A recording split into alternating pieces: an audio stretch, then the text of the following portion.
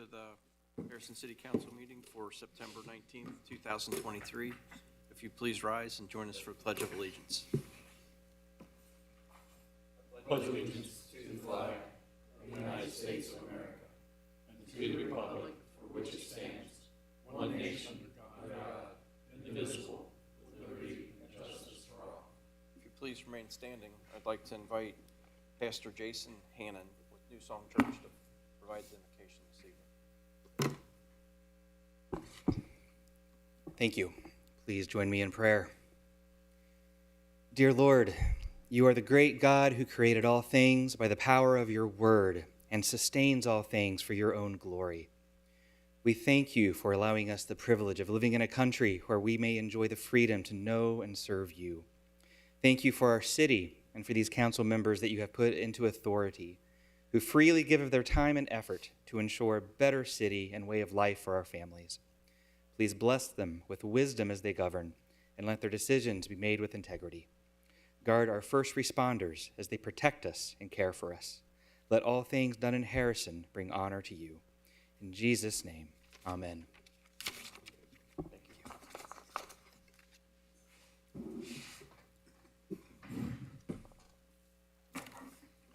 Roll call, please. Mr. Wilson? Here. Egner? Here. Grubbs? Samuels? Here. Stoll? Here. Maines? Here. Mrs. Wilson? Here. Mayor, I'd like to make a motion to excuse Mr. Grubbs for tonight. Second. Roll call on excusing Mr. Grubbs. Egner? Yay. Samuels? Yay. Stoll? Yay. Maines? Yay. Mrs. Wilson? Yay. Mr. Wilson? Yay. First item this evening is approval of the council meeting minutes for September 5th, 2023. So moved. These were emailed to everybody, so. I'll second. Okay, we have a motion and second. Any changes or additions? Okay, roll call, please. Samuels? Yay. Stoll? Yay. Maines? Yay. Mrs. Wilson? Yay. Mr. Wilson? Yay. Egner? Yay. Our first invited guest is the Harrison Chamber of Commerce. Our member of the month was not able to make it, so Joette has some information she'd like to provide an update. Yeah, I have a short update. Little Fern was the member of the month, and they had a previous engagement. They could not make it tonight, but the Chamber did want to recognize them as the member of the month. On October 19th is the Harrison After Hours. It says, join us for a hyperlocal home and garden show at Casey's Storage Solutions. So that is on October 19th. On October 20th is a lunch and learn, and that is about cyber criminals, protecting your family and business from cyber criminals. And then November 9th is the State of Community. You'll hear from U.S. Congressman Warren Davis, Harrison Mayor Bill Nyer, and the next Mayor Ryan Grubbs at that event, and that's on November 9th. You can also get these events on the Chamber website. And that's it. Our next guest is the American Legion. They have a presentation this evening. You need to go that way. Legion I has a donation for the Mayor's Fund. This month's donation is $5,249.92. Oh, I got one of them.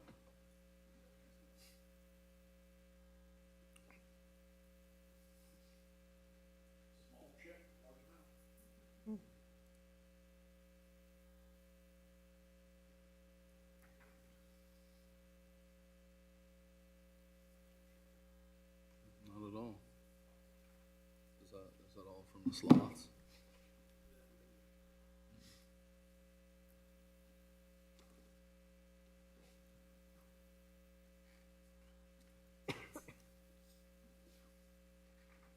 Our next visitor is Bill Edge. He requested to speak this evening about the Harrison Commerce Center.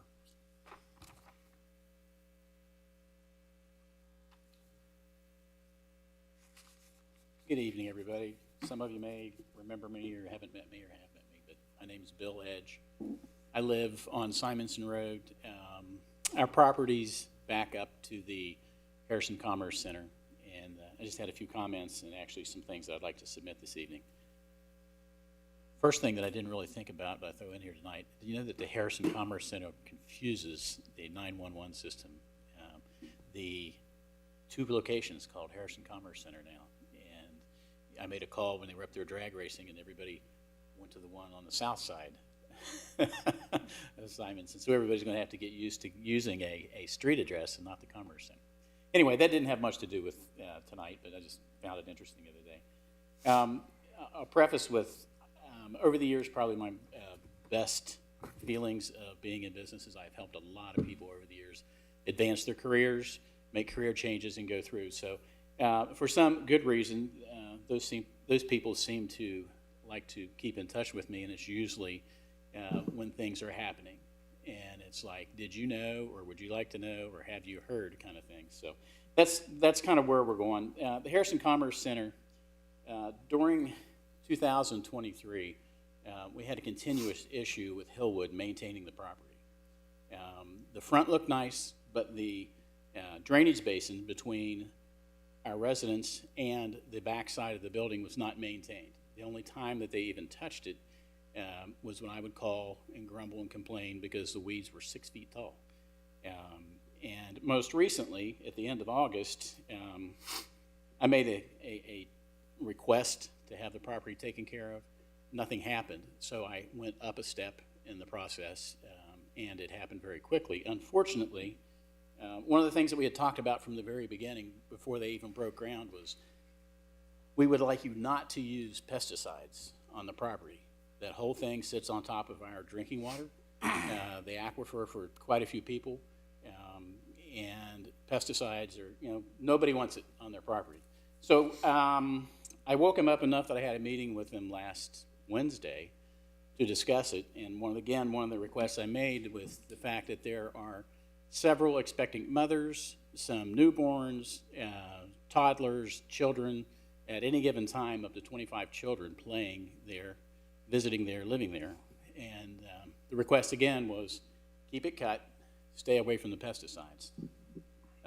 The landscape company that was there told me that they had a plan to just douse the whole drainage ditch with Roundup, excluding the trees that were planted. So I personally requested that Hillwood not do that. The very next day, they sent me a message that said, we're dousing the whole thing with Roundup. And I confronted the landscape guys, and it said that, well, the representative from Hillwood said they got a big deal where they're trying to close and sell this property or lease it, and they want it to look good. We have to get it done, so we're spraying everything. Well, unfortunately, part of that spraying was overspraying into my yard, which, this time of year your grass isn't much anyway, but after the requests. But what I'm going to send this over. This is actually a complaint. I contacted, again, Hillwood didn't seem to care. They've lost all confidence from the people living on the street now because of this. So I did some research. One of the things that I did do, could you pass this, please, is I contacted Monsanto, Bayer, and the Roundup division and posed to them that the company had just sprayed 100% of the chemicals that they sprayed were in a stormwater drainage system. And it sits over top of an aquifer. What was their opinion on that? And the brand manager said that is a complete off-label, non-recommended use of their chemical.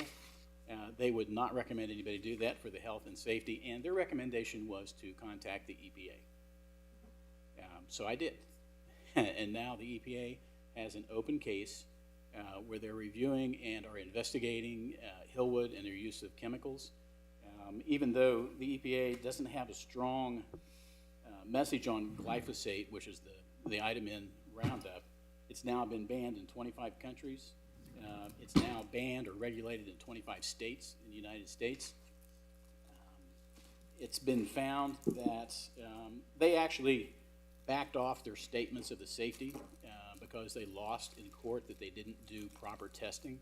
And they've come up with the latest EPA thing says now that they're pretty sure that by actually going to the Endangered Species Act, that Roundup affects and can kill up to 93% of the species listed in the Endangered Species Act.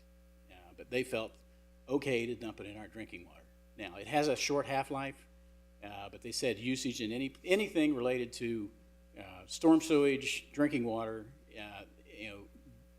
Roundup does not support it. And like I say, they told me to go to the EPA. EPA is doing the investigation. We've also asked the Hamilton County Stormwater District really can't do a whole lot unless it spills over into the township properties, which it can't be on the surface. It could possibly spill subsurface. The Hamilton County Board of Health is now going to review and investigate.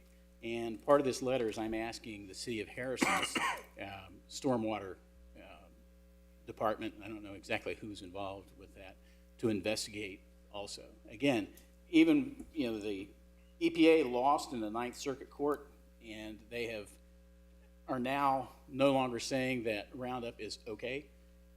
They've actually gotten an extension all the way to 2026 to completely review it. Their tests and findings have been found invalid by the courts. And I guess the big thing is where everybody lost confidence is the kids, the women, the elderly, who are some challenged elderly people at this time, they basically didn't care. They went ahead and sprayed it. So I've given them notice as well that the overspraying and possibly a class action suit by the residents on the street for them just basically ignoring the rules and assuming that they could spray it in the stormwater system and on top of our aquifer. So that's a pretty big no confidence in Hillwood at this point. They haven't responded. They're slow to respond to me now for some reason. But we tried to be fair, tried to talk to them. I didn't present this to the city because I know the city would act, try to do it on more of a businessman, gentleman's agreement kind of thing of, okay, we'll just deal one-to-one. There's no reason to get everybody involved until this last time. And when they decided just to ignore the factors that are involved, then we decided to go forward with it. So that's a complaint. And again, the EPA is now involved.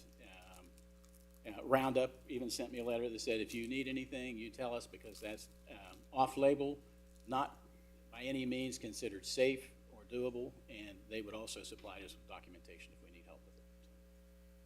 And I didn't know if I could submit that through here or if I have to send it through the...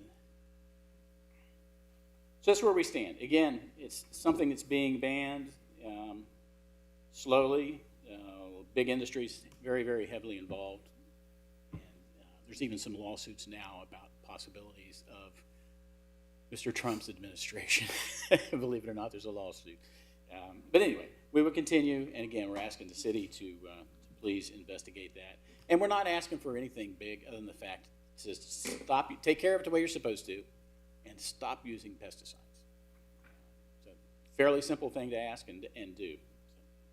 The second piece, and I'll send this around as well, is as I was talking, I get lots of calls and emails and text from people, and the issue is the usage of the land in the Harrison Commerce Center. It's been viewed, obviously we liked it better when it was a cornfield, but we all agreed that it's not the most horrible thing. They spent a lot of money to make a nice building. But all the information that I receive now is that it's being heavily marketed as an industrial building. And so we have, basically it's a two-part complaint. One is misrepresentation of what the building was going to be. We were told from the beginning, when we looked at it, we looked at the design, the changes that were made, the updates that were made, all on the basis of a warehouse and distribution center. Now it's being marketed as prime industrial property, light industrial manufacturing, and doesn't suit. It's an M1 zoning, which allows for some industrial work, but it's also a buffered residential zoning thing. So we did some research, and again, it's also a misrepresentation of what the zoning is, as well as usage of the building. I pulled and was able to look at 15 different companies, all in the same business as the company that's wanting to move in there and produce the same products. Every single one of those companies is located in a heavy industrial zone. not a single one is located in a buffered M1 zone. So we feel that it's being, and I don't know how far it's gone, or has, what's been done with public hearings and that sort of thing. I haven't seen anything. But the residents on Simonson Road have all signed this complaint, in which we would like to, if you pass it please, like to have the city look at and consider. Part of the issue is, and which Hillwood bounced back at me, was like, this is not heavy industry. And heavy industry used to be defined as big smokestacks, chemical processing plants spewing all sorts of things. But that industry has changed. Now the considerations for heavy industry is completely different. The number one thing on heavy industries is a barrier to entry. I don't know if I passed that along. I had a note that had that on there. I don't know if I passed it through here or not. Is there a note behind that? Yeah. But the barriers to entrance into the industry are financial, technical, and market dominance. To do these kind of businesses, it takes huge amounts of money, space, time, and changes in building infrastructure, extremely specialized production, very, very large usage of utilities, including electricity, water, gas, depending on which way they're going. And it's very, very capital intensive. So under a modern view of heavy industry, not smokestacks, this extrusion business represents everything that even our government now considers to be a heavy industry. So we don't particularly want it there. We don't even know the backgrounds of it yet. But by researching 15 companies that are labeled the same as aluminum extrusion companies, it doesn't fit.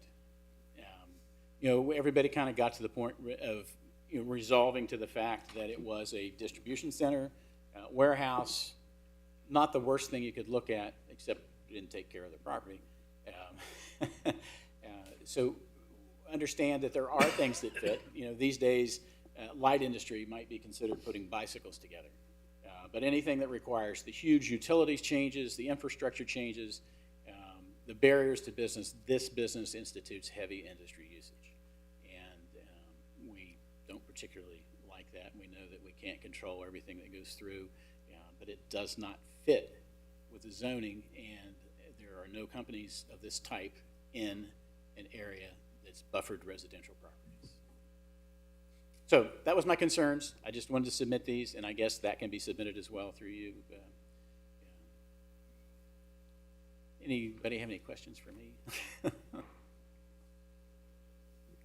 So, I'm very disappointed that Hillwood's not been responsive to you, and especially in the use of the pesticide on the property. They have a contracted landscape management company that should have known better. I will reach out to Hillwood and reinforce that that's not a proper application of the product, and that they should speak with their The landscape company is already on the defensive. well. For one, they oversprayed, and two, they said they were directed by Hillwood to do that. So if I told you That's, to run a bank, that's the guy spraying, well, the so guy we spraying's all know got what an that may be. obligation. He's a commercial applicator, so he's licensed. If you run a business and you're a commercial applicator, you're licensed, you go to class, you learn the do's and don'ts, and if somebody tells you to commit a crime, you don't. So The company they're using is TR Gear. I know- When I I know had it buildings in Fairfield, I fired them 8 times. But, as far as the city does have a stormwater district, it's part of our public works department. We'll also have contact through them with the property owners, and we'll go. We'll follow up on it. There have been several inquiries on the building since it's been being marketed. There have been some pretty heavy industrial people put out and request RFIs that we've not responded to because they were not appropriate uses for the building. There were wins and losses both on the aluminum extruder. One of the wins was less traffic in and out of the facility versus a warehousing situation. Probably that would be a lower noise and light impact through the day for the residents in the evening. Warehousing runs 24/7. This would be 24/7, but shipping, receiving hours would probably be first shift. So there were wins and losses in that. We kind of balanced that out before we responded to the RFI, thinking that it was probably a wash in general. The power levels at the building are very near what the company that's seeking a potential opportunity there needed. So Duke said that they could upgrade it with very minimal work. So the reason we submitted for the RFI is because we looked at that and evaluated wins and losses for the residents in the area, and we felt that there were no more wins than there were losses, and that was a wash. If warehousing was to come in, trucks 24 hours a day, that's a lot of disruption to the lives. Warehousing has the paper waste and the boxing and all that ends up becoming litter if it's not maintained properly, and that's a chore for us to keep after them to do that. Whereas when you do like extruding, they would have their products would be they wouldn't blow around. So it's usually packaged with wire and on a big truck and then leaves, and the raw product comes in bins. We looked at all of that before we submitted to make sure that the company that we sought wouldn't be detrimental to the residents, that there could be some balance from changing from a warehousing to what we considered light industrial. So I want to give you some of that foresight that we had, that thought pattern that we went through. We didn't see it as being a big negative to the residents. We thought that the small amount of negatives were offset by the larger amount of positives, because that's how we viewed it when we made the submission. The thing that, and I'm not saying you personally, the thing that seems to continuously disappear from the deal is, they have reduced the reaction space and distance to our drinking water, and they are now with the size, the depth of that basin, they're within 30 feet of our water table now for where our drinking water starts, and it's very porous ground. And some of the concerns you had from the beginning about that drainage ditch and that fence being there, I watched it a couple weeks back when we had a big rainfall, and it's raining, and I'm sitting there, I don't see anything. I see my downspouts start to come off, and my wife was out there with me, and she said, "Can we go yet?" And I said, "No, I want to wait." And it was like, if you've ever seen a flash flood in the desert, there's nothing, and then all of a sudden it comes blasting out of that drain pipe, hitting that rock, and it spews 8-10 feet up in the air, and it fills that ditch up, not full, but across the bottom, in a matter of maybe 5-10 minutes. If there was a little kid down there, they probably wouldn't get out. So I think the foresight of putting that extra fence up there was a good idea, but man, it carries a lot of water. And I know you guys got more important things to do or to work on, but some of the things from the EPA said that, have they shown you the records for their discharge yet? And it's like, I didn't know there was a record. And they said once they receive a certificate of occupancy, they're supposed to be monitoring their wastewater, especially since they have filtration systems in it, and those should be public record. So the certificate of occupancy will be issued when there's an occupant in the building. Okay. So there, right now, in theory, you see a car there now and then, but there's not truck traffic and parking on a regular basis in the lot, and that's what they want to monitor, is what contaminants get into that Right. Runoff water. And like I say, and on the other part of that drainage, it doesn't take very long for it to disappear, which is good and bad. So it's designed to retain water so that it doesn't run off faster than a 100-year storm. So whatever was coming onto the property still comes on, and what goes off, there's a engineered design to it. And you were very correct in that by minimizing the distance to the water table, it does not give the same amount of filtration That's why the EPA's said that you don't, or Roundup, Monsanto said don't use those pesticides in stormwater basins or storm collection areas. They don't want to see that be washed off or into a stream or saturate down into a water table. So we're not naive enough to know that we can't really control the use of the building, but we're trying to use the interpretations of what a heavy industry is versus a light industry and usage and traffic. The only traffic we really have over now is the drag racing on Sunday Southwest afternoons. Parkway. No, actually, the long road behind the wall. That's So where they're the getting in drag the race- parking lot now? Yeah, but Well, Harrison Police now are making more presence over there. Again, I called the Hamilton County Sheriff enough times that they said, "Don't call us anymore. That's the city of that is a Harrison." city property. So two things. Our new economic development director's in the room and has heard everything you've said. So he's well aware now of concerns. And who is that? Matt Eisen. Hi, in the Matt. back. Nice to meet you.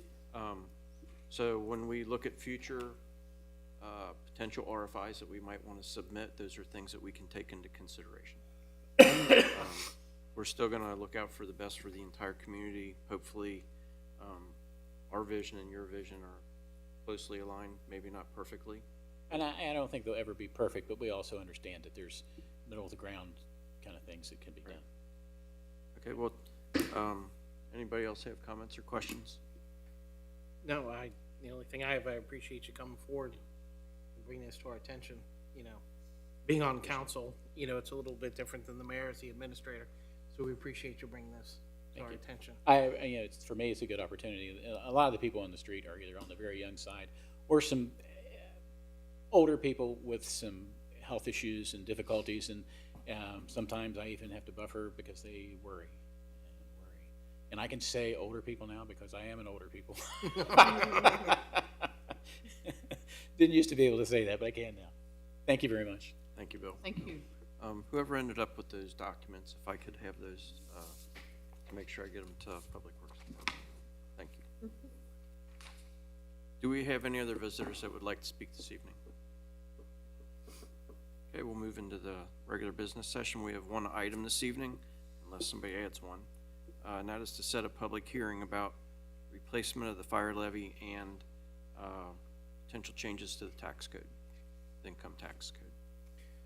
So Mayor, we were looking at, and I wanted to check with council to check their schedules, but the week of October 16th, that is a Monday, but we looked at Tuesday, Wednesday, or Thursday of that week, 7 o'clock. Tuesday night, that is a council night, so I'm not sure that's our best option. Wednesday, I don't think city-wise we have anything going on. I was also thinking Thursday, October 19th. However, I think, Joette, you announced that there's an event with the chamber.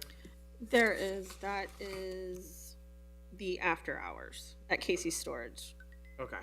So I don't know if we want to bump up against that, but the only request is that, since Risa's out, she did ask that we push this out to the middle of October. So I'm open to suggestions, but I think October, if everyone's available on October 18th at 7 p.m., I think that's our date. Anybody? Is anybody not going to be available that date, or does that potentially pose a problem? Okay, so you're going to make a motion for the public hearing? Yes, I will make a motion to set a public hearing on Wednesday, October 18th at 7 p.m. for the replacement of the fire levy and income tax revision. That'll be here in council chambers. Wilson seconds. Roll call, please.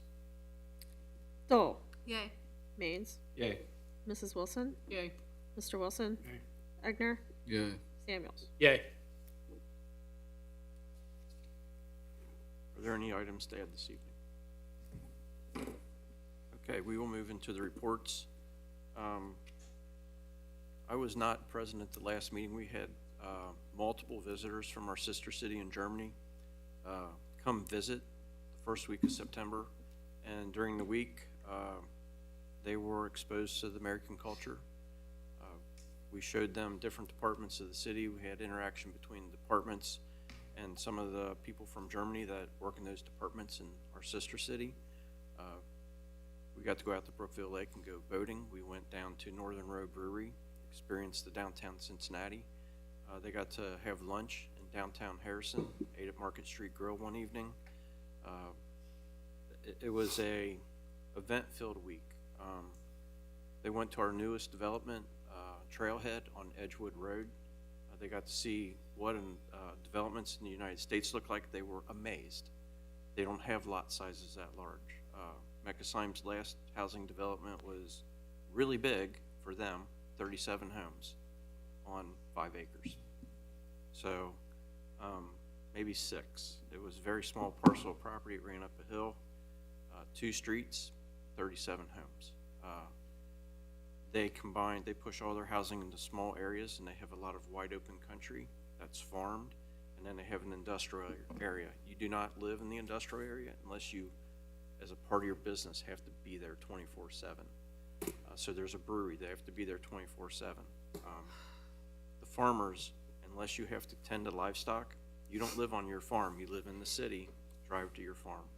Very different than what they saw here. We had some cultural exchange, we had some business exchange, and Saturday culminated at the food truck rally. We had our sister city signing. We went there last May of 22 and signed documents to solidify it from our standpoint, and then they came here this year. We signed documents here with them to solidify finally our sister city relationship. There have been talks about future exchanges of students, of personnel from the city, different departments, cross-training to learn how they do things, what's different, why it might work better, why our system might work better, so that we can intellectually exchange ideas and our city and their city can prosper and grow from it. And it's a great program. Most of the people that I talked to from the city were not aware of the value that it can provide, developing those international relationships. You can create business leads. We're going to exchange lists of businesses and what they do, whether they currently act internationally or do not act internationally.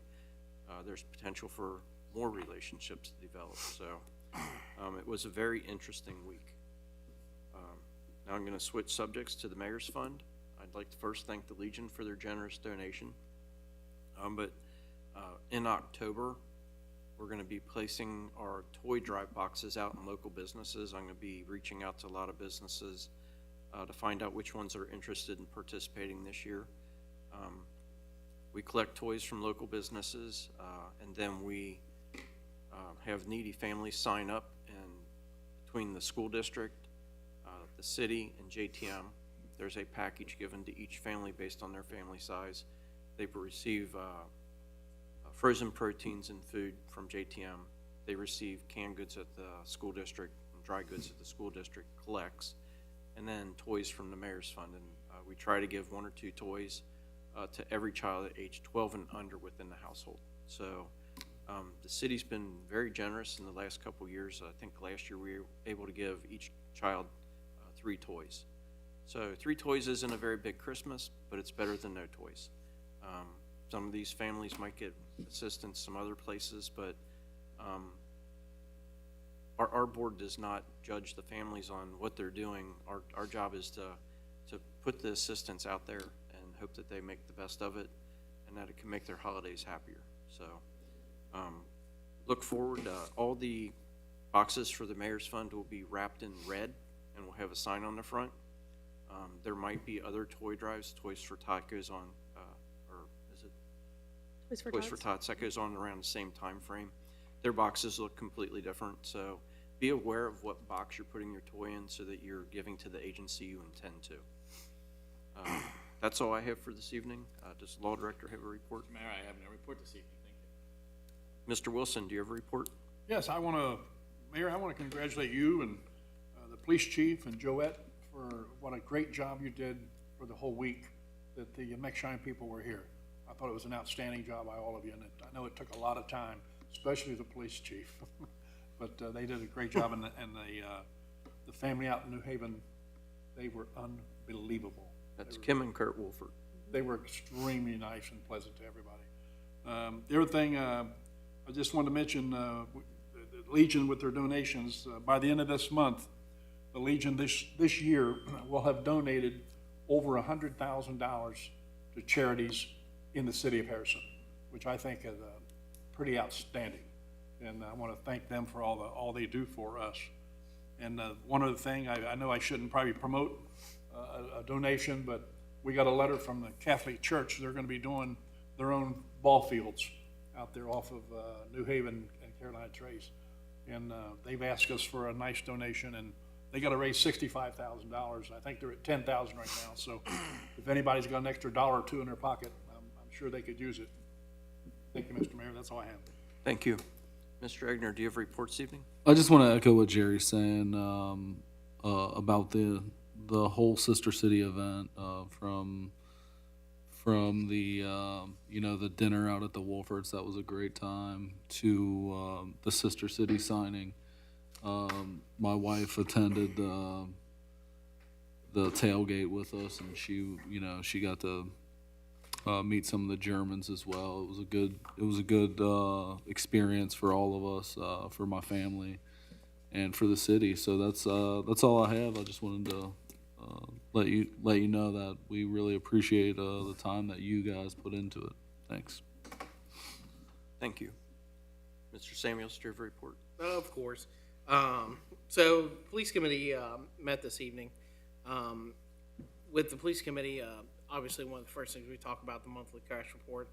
We had a total of 25 accidents, of which 20 were on public roadways and 5 were on private property. Although that is higher than what we saw last month, the chief did point out that he was pleasantly surprised with the minimal amount of accidents due to a lot of the construction that is going on. I know with the construction, it is causing a lot of frustration with the West Road overpass, the Harrison Avenue paving. So we appreciate everyone's patience. We are trying to do positive things, take advantage of funds, grants when we can, to make improvements to the city. So we appreciate everyone's patience. The police department jail camera system has been upgraded. The only thing left is one piece of equipment. It's about $600. There's going to be a purchase order issued for that, and that will complete that project. We have current staffing at 22 sworn officers. We do have one officer out on light duty and one officer out on leave. The SRO John Deere UTV vehicle has been repaired. I believe that there's an issue where a door did fling open and broke the glass, so that has been repaired and it is back in service. We discussed the results of internal investigation, where Chief said we found no violation of general orders or policy. The current SRO assignments, we have Officer Tom Canada, who's at the high school, Officer Nick Frick at the junior high, Officer Nick Lutterby is at Harrison Elementary, and Officer Nicole Dennis is at Miami Whitewater Valley Elementary. As I may have mentioned before, we had 2 SRO officers who were replaced. So Tom Canada's new at the high school, and I believe Nicole Dennis is new at Whitewater Valley. Is that correct? Nick Frick, I'm sorry, is at the junior high. So right now, the chief's also working on the 2024 budget for the police department, and the last piece is the Lexipol. We are continuing our policy review. They're in the editing stage. They've made it through chapter 4, which I believe they said there were approximately 120 chapters. So still more to go, but they have started working on it. So more to come on that project. The next police committee will be October 17th at 6 p.m. On Tuesday, September 26th at 4:30, we are having a finance committee, but that one of the big agenda items for that committee meeting is going to be the budget discussions with the directors. So the meeting will start at 4:30. We'll kick it off with the discussions with the directors, and after that, we'll move into our regular finance committee. I do encourage everyone on council to reach out to your directors that you are on their committees. If you're a chair of a committee, reach out to your director, have conversations about their budget expectations, what they like, just so we can be prepared as we go into this budget process. As always, everyone on council, this is a public meeting, so you are more than welcome to attend. Mayor, I think that's all I have. Okay, thank you. Ms. Dole, do you have a report this evening? Yes, Mayor, I do. Our district meeting was supposed to be last week, and that was actually rescheduled to this Thursday at 7 p.m., so I don't have the report for that yet. But I do know that the Fall Food Truck Rally was a success, which is great. And then Ladies' Night on the Avenue is coming up. That is this Saturday from 5 p.m. to 9 p.m. They're going to have food, drinks, music, and raffles in the 100 and 200 block of the district downtown.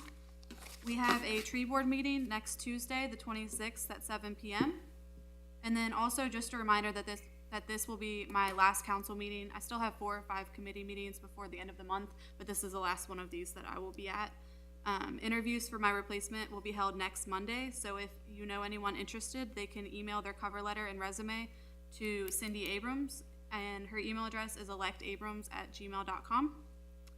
And then last, I just wanted to say thank you to everybody up here and all of our directors for kind of showing me the ropes the last few years and teaching me so much about how the city runs. There's a lot more to it than people think or know. So I've enjoyed learning all of the different processes for how things get accomplished. It's been good. Thank you. Mr. Maines, do you have a report this evening? Mr. Mayor, I do not, thank you. Mrs. Wilson, do you have a report this evening? I do. Just a short one, Mayor. Thank you. First of all, I'd like to say what a great time that we had with our sister city while they were here.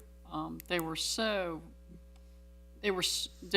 just awesome, and Kurt and Kim Woodford for starting the process, coming up with the idea of having a sister city, and they opened their home up to all of us to come out and have dinner and all that, and it was a very amazing experience, and it was very well planned, and I think that Harrison, when our visitors left, they left with lots of good memories of their trip here. Short report on recreation. Spooktacular will be October the 29th from 5 to 7 p.m. here at the community center. They have lots of great activities planned. There's going to be music, a haunted house, hay rides, there's going to be food, there's going to be a costume parade, a Halloween walk, dog treats. It's going to be very, very nice. And also, the Christmas parade and tree lighting ceremony will be December the 2nd. The parade will be 5 p.m. That's a time change from 4:30 p.m. last year. The theme this year is Gingerbread Town, and our Grand Marshal is going to be retired Fire Captain Cam Cooler. So we're still making plenty of plans for the Christmas parade and tree lighting, and we'll have more to report at our next meeting, but it's going very well. And I did like to say that the car show that was held on August the 12th, although I was unable to attend, I heard that it went very, very well. And the citywide yard sale that was held here on September the 9th was a huge success. We heard that the vendors, most of them sold out, and what they didn't sell out, a lot of people donated to the Vietnam veterans. So we appreciate everyone's donations there. That's all I have, Mayor. Okay, thank you. Before we adjourn, I'd like to thank Lexi for her time as a council member. She came in kind of last second to fill her brother's seat. The Dole family has a long history of public service, and you did not let them down. You did a great job. Very proud that to be able to say that I served with you, and I wish you all the best in the future. Anything you do, I'm sure you'll be successful at. Can we entertain a motion to refuse her resignation?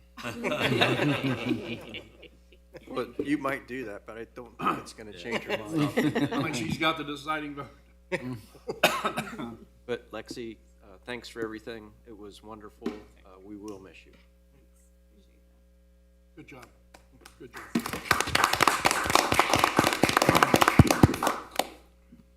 So, do we have a motion to adjourn at this time? Motion to adjourn.